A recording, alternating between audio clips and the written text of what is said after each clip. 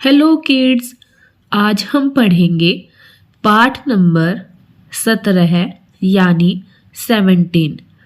तो हम अपना अध्याय 17 पढ़ने के लिए अपनी बुक के पेज नंबर 70 पर आएंगे, जिस पर हमें दिया गया है अध्याय 17, जिसका नाम है बच्चों की बातचीत।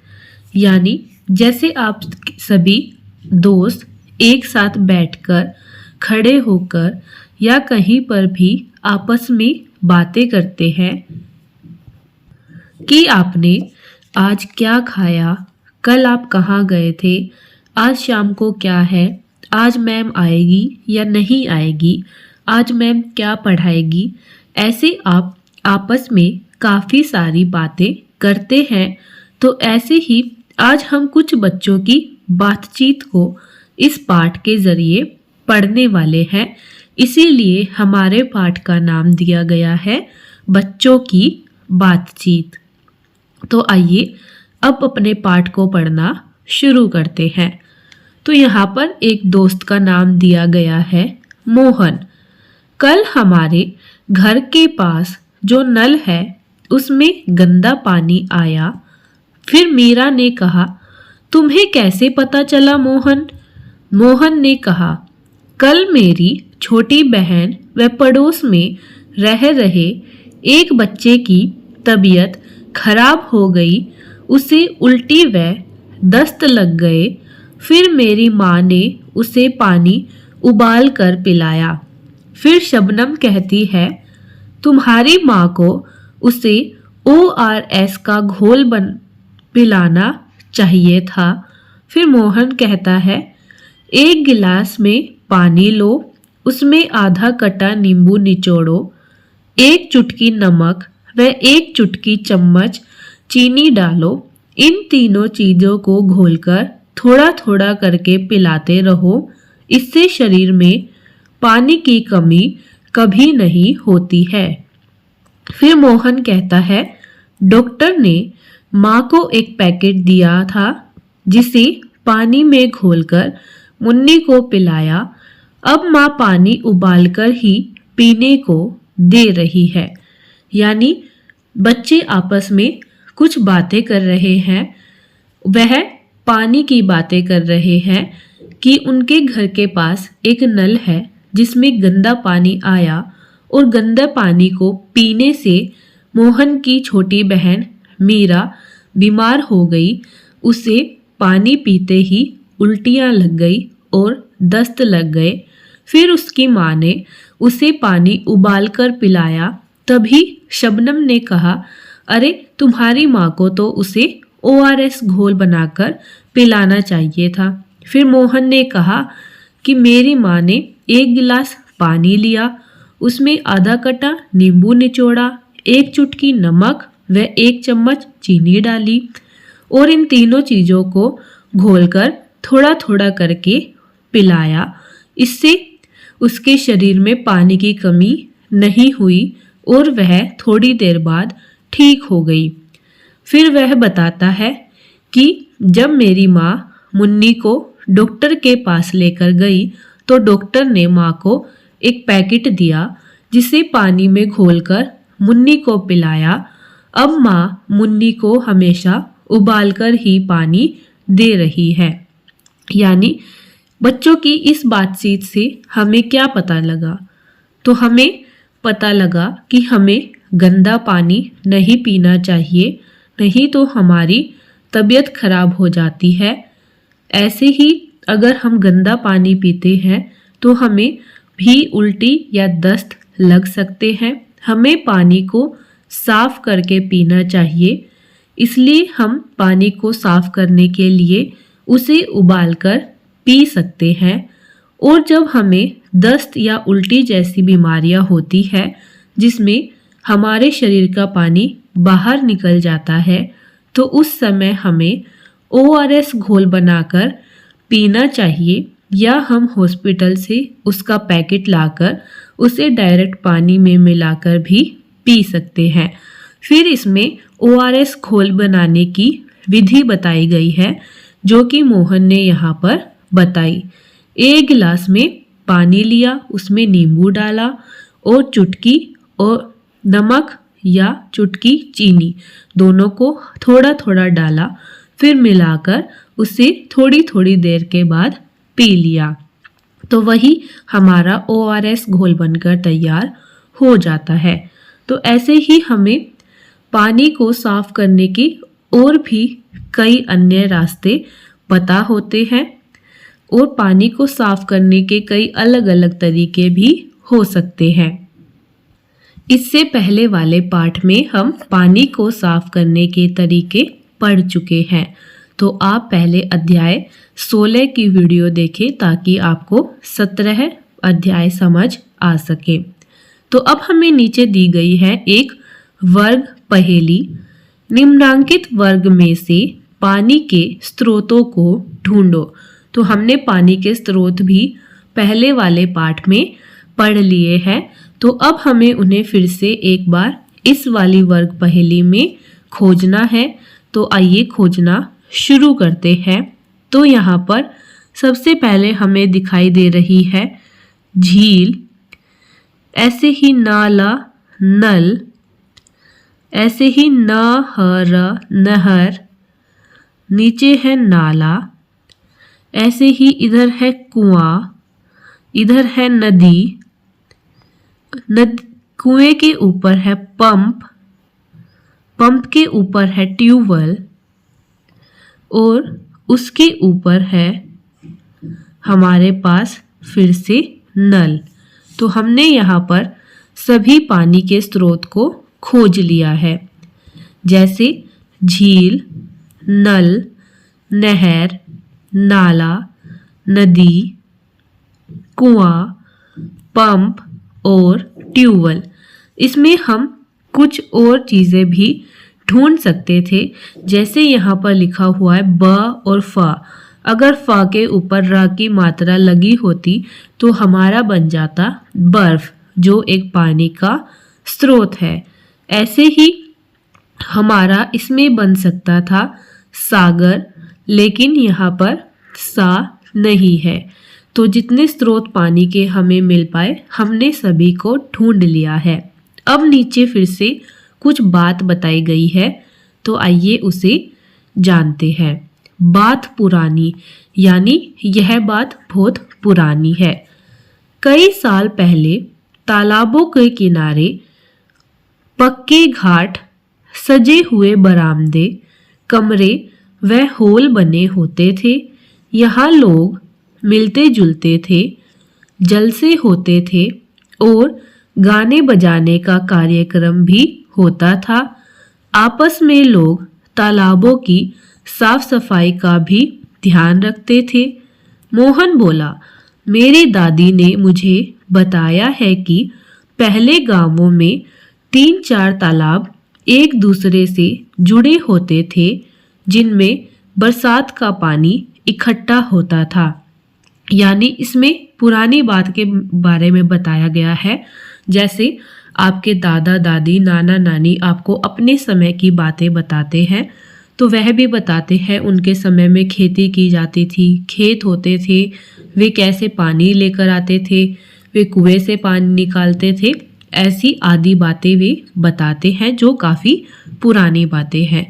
तो ऐसा ही इसमें बताया गया है कि बहुत साल पहले क्या होता था, तालाब होते थे और तालाब के किनारे पक्के घाट होते थे, जो सजे हुए बरामदे होते थे उसमें बने होते थे।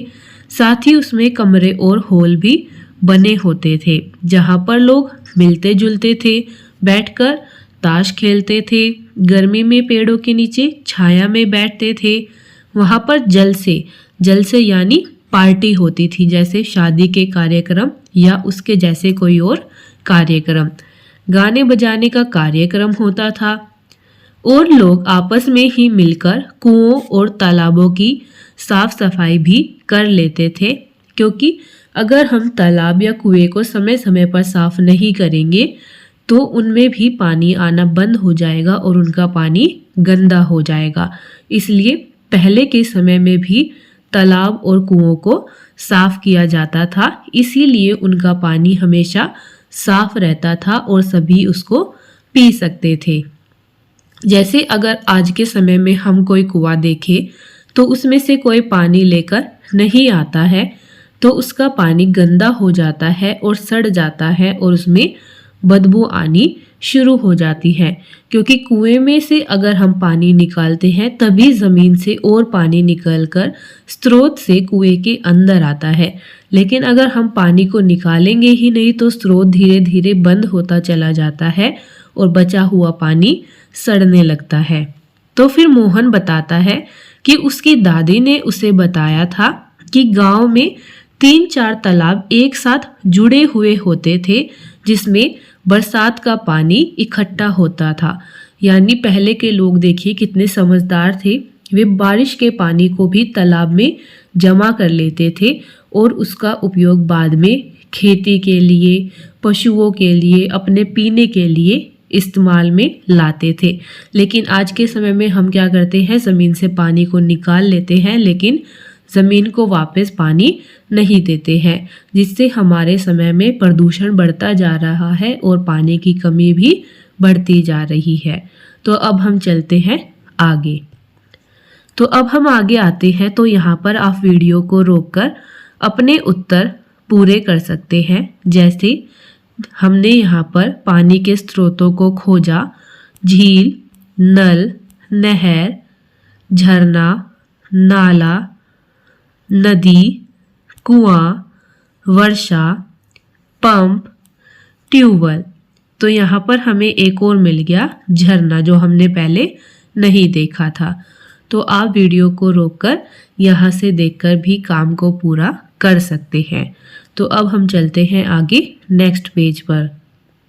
तो अब हम आते हैं अपनी बुक के नेक्स्ट पेज, पेज नंबर 7171 यानी 71 पर।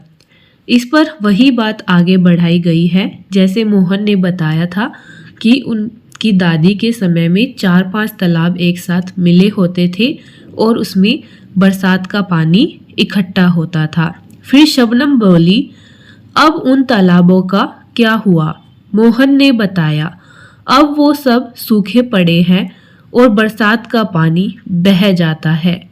मीरा बोली, अरे अब हम सबको मिलकर फिर से पानी इकट्ठा करने का काम शुरू करना चाहिए। पानी सबका है और सबको इसकी ज़रूरत है। मोहन, हम घर पर पानी इकट्ठा कर सकते हैं, आओ मैं बताऊं। तो इसमें फिर जैसे ही मोहन तालाब के बारे में बताता है तो शबनम कहती है कि अब उन तालाबों का क्या हुआ? तो मोहन बताता है कि अब वो सब तालाब सूख चुके हैं और उनमें बरसात का पानी बह जाता है। तो ऐसा क्यों होता है? बरसात का पानी तालाब से अब क्यों बह जाता है? क्योंकि अब तालाब की कोई सफाई नहीं करता है और उसमें जो मिट्टी जमती जाती है उससे उसका स्तर ऊंचा हो जाता है और पानी उसकी वजह से बहकर आगे निकल जाता है। पहले जब तालाब होते थे तो सभी उसको खोदकर और गहरा बनाते थे ताकि उसके अंदर अधिक पानी आ सके और पानी उसके अंदर ठहर सके, जिससे ज़मीन धीरे धीरे पानी को अंदर पी सके और पानी बहकर जल्दी से कहीं पर ना जा सके। लेकिन आज के समय में कोई तालाब का इस्तेमाल नहीं करता है और जहाँ पर तालाब है उनकी सफाई नहीं हो पाने के कारण वह भी सूखते जा रहे हैं। फिर मीरा कहती है, अरे तो हम सबको मिलकर पानी इकट्ठा करना चाहिए क्योंकि पानी सबका है और पानी सबकी ज़रूरत है, यानी पानी को बचाना चाहिए, पानी तो सभी को चाहिए। तो ये हम पहले वाले पार्ट में पढ़ चुके हैं कि पानी हमारे लिए कितना ज़रूरी है। पाठ का नाम था पानी बिन सब सून, यानी बिना पानी के सब सूना है। तो इसलिए हमें पानी को बचाना चाहिए। फिर मोहन कहता है, हम घर पर पानी इकट्ठा कर सकते हैं, आओ मैं बताता हूँ। तो अब नीचे चित्र दिए गए हैं तो हम भी देखते हैं कि हम पानी को कैसे इकट्ठा कर सकते हैं। चित्र को ध्यान से देखो। तो यहाँ पर आपको 2 चित्र दिए गए हैं, आप इन्हें ध्यान से देखिए। अब यहाँ पर लिखा गया है बाल्टी नल के नीचे लगा दी, जिससे बूंद बूंद कर पानी टपक रहा था, और देखा 2 घंटे में मेरी बाल्टी भर गई। इसलिए एक एक बूंद बहुत कीमती है। तो इसमें क्या बताया गया है, जैसे हमारे घर में कोई नल होता है जो खराब हो जाता है, या कहीं बाहर भी कोई नल होता है, अगर वह खराब हो जाता है तो हमें क्या करना चाहिए।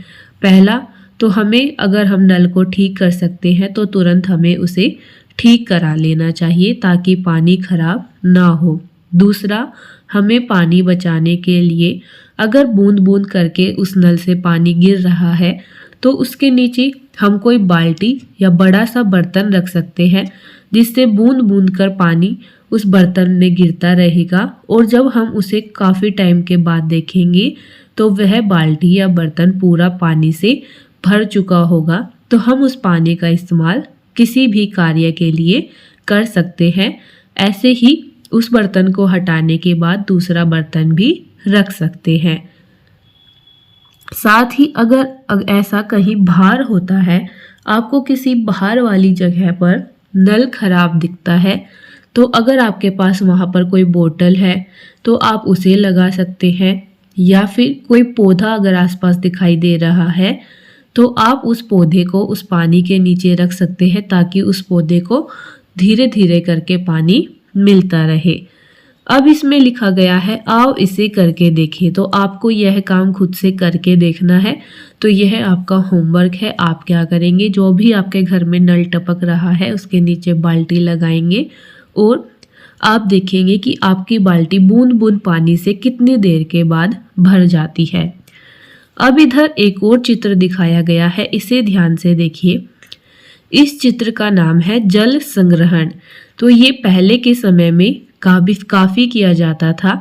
आज के समय में भी ये आपको हरियाणा और राजस्थान जैसे इलाकों में देखने को मिलता है, लेकिन ये हमें भी करना चाहिए। अगर हम भी यह कार्य करेंगे तो हम पानी की बचत कर सकते हैं और अपनी धरती को भी स्वच्छ बना सकते हैं।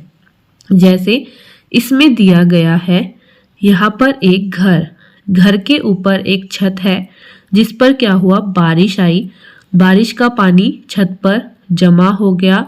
तो हमारी छत पर जो बारिश का पानी जमा होता है वह बहकर नालियों में चला जाता है और पूरा खराब हो जाता है। लेकिन हम बारिश का पानी पी सकते हैं। बारिश का पानी बिल्कुल साफ होता है। इसलिए यहाँ पर क्या किया गया, छत से एक पाइप लगाया गया। पाइप लगाकर नीचे, ज़मीन के नीचे जो टैंक बनाया गया वहाँ पर पानी को पहुँचा दिया गया, जिससे पानी नीचे ज़मीन के अंदर जमा हो गया, और फिर हमने उसे हैंड पंप की सहायता से इस्तेमाल करने के समय पर बाहर निकाल लिया।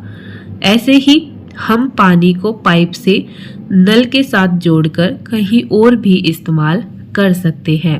तो अगर हम टैंक में पानी जमा करते हैं तो इसे हम बाद में इस्तेमाल कर सकते हैं। तो वही यहाँ पर दिखाया गया है, छत, पाइप, टैंक और चबूतरा। तो इस तरीके से आप पानी की बचत कर सकते हैं। अब हमें कुछ एक्टिविटी दी गई है, स्वयं करके देखो, यानी आपको अब खुद से करके देखना है।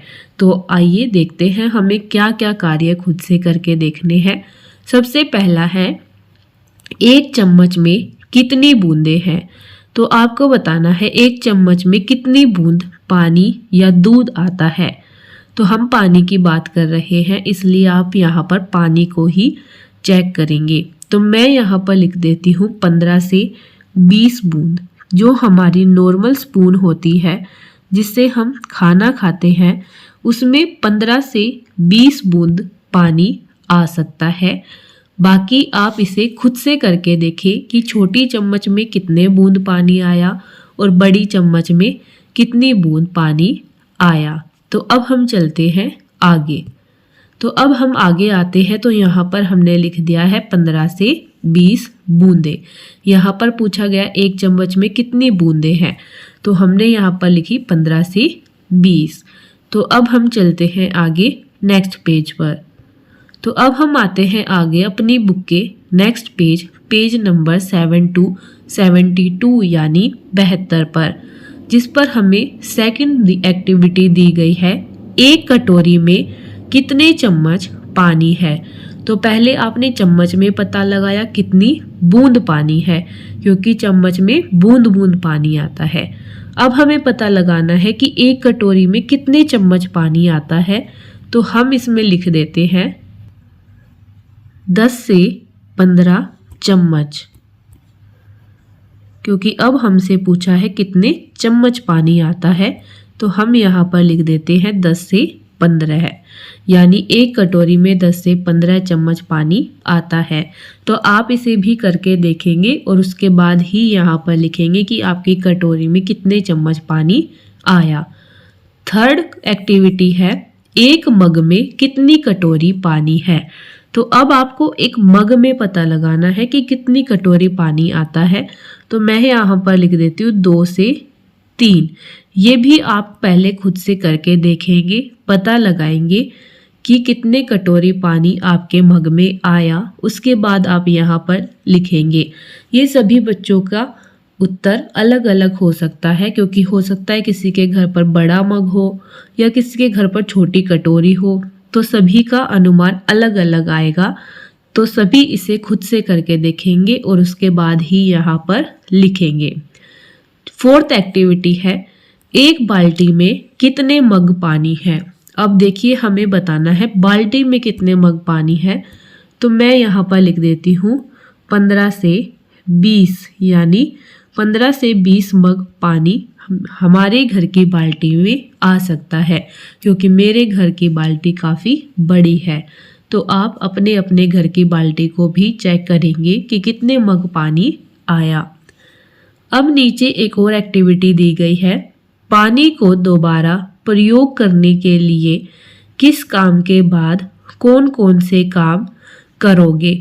यानी एक बार अगर हमने पानी को किसी काम के लिए इस्तेमाल कर लिया, तो हम उस पानी का क्या दोबारा इस्तेमाल कर सकते हैं। जी हाँ, हम उस पानी का दोबारा इस्तेमाल कर सकते हैं। जैसे हमने पीने के लिए आधा गिलास पानी लिया, लेकिन पीने के बाद उसमें थोड़ा पानी बच गया, तो उस पानी को हम पौधे में डाल सकते हैं। ऐसे ही अगर हमने कपड़े धोने के लिए पानी लिया, तो कपड़े धोने वाले पानी से हम पोछा लगा सकते हैं, उसे भी पानी पौधों में डाल सकते हैं, या फिर उससे अपने घर के शीशे या दरवाजे साफ कर सकते हैं, या फिर उसे शौचालय में डाल सकते हैं। तो ऐसे ही अब इस एक्टिविटी में हमें बताना है कि नीचे दिए गए कामों में से हम कौन कौन से काम करेंगे जिससे पानी का दोबारा इस्तेमाल किया जा सके। तो सबसे पहले दिया हुआ है हाथ मुंह धोना, फल सब्जी धोना, पौधों में डालना, कपड़े धोना, पोछा लगाना, शौचालय में डालना। तो हम सबसे पहले हाथ मुंह धो सकते हैं।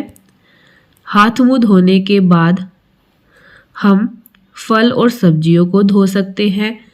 फल सब्जियों को धोने के बाद हम उसी पानी से कपड़े धो सकते हैं। कपड़े धोने के बाद हम उसी पानी से पोछा लगा सकते हैं। पोछा लगाने के बाद हम उसे पौधों में डाल सकते हैं, और पौधों में डालने के बाद हम उसे शौचालय में भी डाल सकते हैं। तो इस तरीके से हम 6 के 6 काम में देखिए एक ही पानी का इस्तेमाल कर सकते हैं। आप चाहे तो अलग अलग भी लिख सकते हैं, जैसे पहले हमने हाथ मुंह धोया, फिर हमने फल सब्जी धोई, उसके बाद हमने पानी को पौधों में डाल दिया। ऐसे ही हमने पहले कपड़े धोए, फिर पोछा लगाया और पानी को शौचालय में डाल दिया। तो हम इन्हें अलग अलग भी करके लिख सकते हैं, जैसे पहले 1 काम, फिर 2, फिर 3, ऐसे ही इधर 1, 2 और 3। तो हम दोनों ही तरीके से इसके उत्तर लिख सकते हैं। तो अब हम चलते हैं आगे। तो अब हम आगे आते हैं, तो यहाँ पर मैंने कुछ उत्तर लिख दिए हैं, जैसे 10 से 15 चम्मच पानी एक कटोरी में आएगा। उसके बाद एक मग में 2 से 3 कटोरी पानी आएगा, और एक बाल्टी में 15 से 20 मग पानी आएगा। उसके बाद हमने काम के नंबर लिखे। पहले हाथ मुंह धोना, 2 पर फल सब्जी धोएंगे, 3 पर कपड़े धोना, 4 पर पोछा लगाना और 5 पर पौधों में डालना और 6 में शौचालय में डालना। या फिर दोनों का अलग अलग, पहले हाथ मुंह धोना, फल सब्जी धोना और पौधों में डालना। ऐसे ही कपड़े धोना, पोछा लगाना और शौचालय में डालना। तो अब हम चलते हैं आगे नेक्स्ट पेज पर। तो अब हम आते हैं अपनी बुक के नेक्स्ट पेज, पेज नंबर 73 पर, जिसे हम हिंदी में बोलते हैं 73, जिस पर हमें एक और एक्टिविटी दी गई है। तो आइए इसे भी करते हैं। सही गतिविधि पर सही का निशान लगाएं। तो पहली गतिविधि है जिसमें एक लड़का दिखाया गया है जो फव्वारे से नहा रहा है। दूसरे चित्र में लड़के ने बाल्टी भरकर रखी हुई है, यानी हमें हमेशा बाल्टी में पानी भरकर नहाना चाहिए, ना कि फव्वारे से नहाना चाहिए, क्योंकि अगर हम फव्वारे से नहाते हैं तो पानी अधिक खराब होता है। दूसरी एक्टिविटी है जिसमें लड़का नल खुला छोड़कर ब्रश कर रहा है और इधर दूसरी वाली में लड़का हाथ में मग में पानी लेकर ब्रश कर रहा है। तो कौन सी एक्टिविटी में पानी खराब हो रहा है? वेरी गुड, जिसमें लड़का नल खुला रखकर ब्रश कर रहा है। तो हमें हमेशा ब्रश करते समय नल को बंद कर देना चाहिए और मग में पानी लेकर ब्रश को करना चाहिए, जिससे पानी बच सकता है। उसके बाद है लड़का बाल्टी और मग की सहायता से पौधों में पानी डाल रहा है और दूसरे पिक्चर में लड़का फुव्वारे वाले, यानी जिससे हम पौधों में पानी डालते हैं उसमें आगे छोटे छोटे छेद बने होते हैं, उससे पानी डाल रहा है। तो कौन सा तरीका ज़्यादा सही है? वेरी गुड, दूसरे वाला तरीका अधिक सही है, क्योंकि पानी छेद छेद में से हल्का हल्का बौछार की तरह बाहर जाता है और पौधों को ऊपर से नीचे तक गीला कर देता है, जिससे हमें अधिक पानी डालने की ज़रूरत नहीं पड़ती है। तो हम पानी को बचा सकते हैं। चौथे में हमें दिया गया है एक लड़का है जो अपनी साइकिल को बाल्टी में पानी लेकर साफ कर रहा है और दूसरा लड़का जो है वह साइकिल को पाइप यानी नल से पाइप लगाकर साफ कर रहा है। तो नल से साफ करने पर पानी अधिक मात्रा में खराब होता है, इसलिए हमें हमेशा बाल्टी से ही अपने व्हीकल्स को साफ करना चाहिए। तो पहली एक्टिविटी में सही चित्र है ख, तो उस पर निशान लगाते हैं। दूसरी एक्टिविटी में भी सही चित्र है ख और तीसरी एक्टिविटी में भी सही चित्र है ख। उसके बाद चौथी एक्टिविटी में सही है क। तो इस तरीके से हम अपनी एक्टिविटी को पूरा कर सकते हैं। अब यहाँ पर प्रश्न दिया गया है, वर्षा जल संचयन कैसे किया जा सकता है? अपने शब्दों में लिखो। जल संचयन यानी बारिश का पानी आप कैसे जमा कर सकते हैं, आपको अपने शब्दों में लिखना है। तो जैसे आप बोलते हैं आप वैसे ही लिख सकते हैं। जैसे अभी हमने पीछे एक चित्र देखा जिसमें बारिश के पानी को पाइप के ज़रिए भूमिगत स्तर तक ले जाया गया और उसका संचयन किया गया। तो ऐसे ही हम बारिश के पानी को किसी बाल्टी या बर्तन में जमा कर सकते हैं, या फिर हम उसे किसी तरीके से ज़मीन के अंदर तक पहुंचा सकते हैं, जैसे तालाब बना दिया, बावड़ी बना दी, ताकि ज़मीन धीरे धीरे पानी लेती रहे और ज़मीन में पानी की कमी ना हो। क्योंकि आजकल क्या हो रहा है, प्लास्टिक की वजह से पानी ज़मीन के अंदर नहीं जा पा रहा है। तो वही आपको यहाँ पर लिखना है।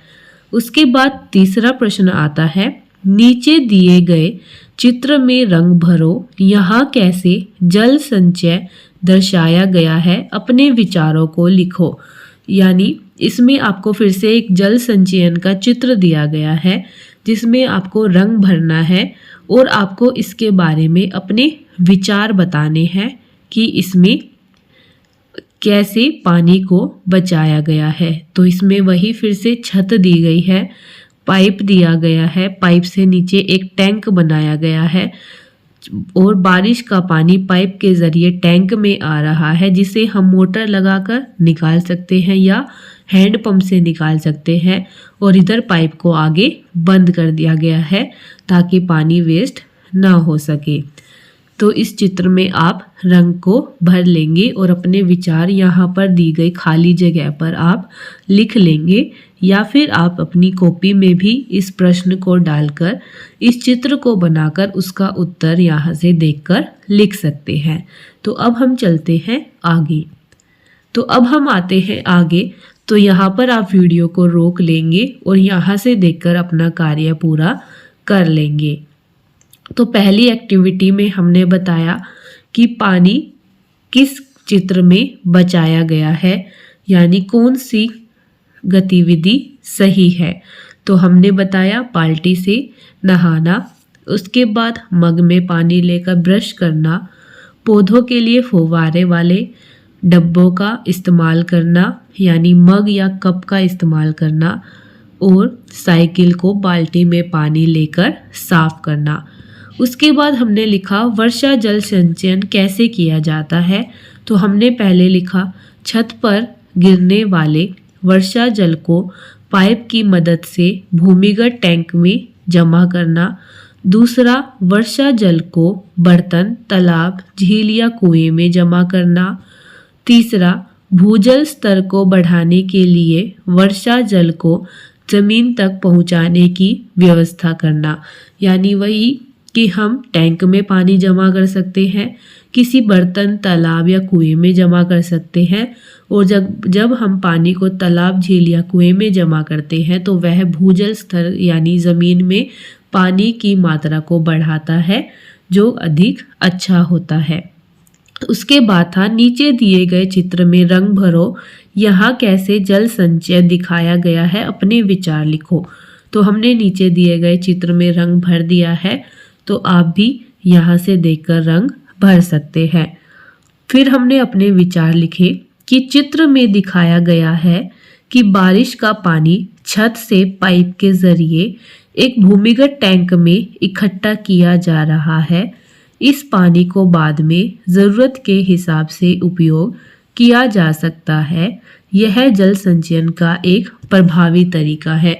तो वही इसमें बताया गया है। यहाँ पर एक घर है जिस पर छत बनी हुई है, जिससे बारिश का पानी पाइप के ज़रिए इस भूमिगत टैंक यानी जो ज़मीन के अंदर टैंक बनाया गया है, इसे हम ज़मीन को खोदकर बना लेते हैं। पहले के समय में इसे कच्चा ही बनाया जाता था, आज के समय में इसको सीमेंट लगाकर पक्का भी बना देते हैं, जो टंकी का कार्य करता है।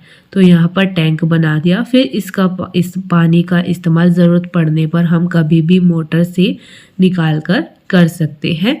और यहाँ पर इसे बंद कर दिया है ताकि पानी कहीं आगे जाकर वेस्ट ना हो।